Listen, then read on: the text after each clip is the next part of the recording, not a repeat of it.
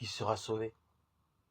Pas forcément ceux que l'on croit, encore moins ceux qui estiment y avoir droit.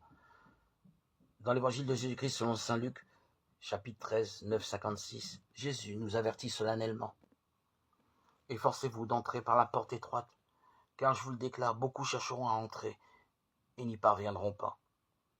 Dieu serait-il sélectif, voire restrictif?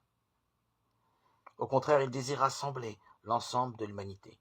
Le petit peuple d'Israël, premier destinataire de la révélation divine, est constitué messager d'une invitation qui doit toucher les nations, c'est-à-dire les non-juifs, jusqu'aux îles lointaines. L'aventure n'a-t-elle pas commencé par cette parole divine adressée à un seul homme, Abraham, mais qui laissait déjà entrevoir l'horizon du projet de salut? Toutes les nations de la terre s'adresseront l'une à l'autre. La bénédiction par le nom de ta descendance. Genèse 22, 18. Alors quelle est cette porte étroite dont nous parle Jésus? Ce n'est certes pas le portail d'honneur, plutôt l'entrée de service. C'est la porte qu'il est impossible de franchir avec armes et bagages et qui oblige à se délester, se désencombrer. C'est la porte qu'il faut décider de franchir en prenant les moyens.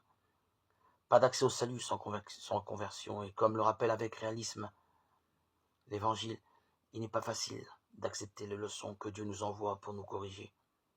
Pourtant, la pédagogie divine ne vise que notre bien. Quand on s'est repris grâce à la leçon, celle-ci produit un fruit de paix et de justice. La porte est étroite, mais elle nous met au large. En franchissant ce seuil avec le Christ, lui qui est la porte et le chemin, nous sommes libérés. Jésus nous conduit sur le chemin de la conversion et nous permet déjà de rendre grâce d'avoir accueilli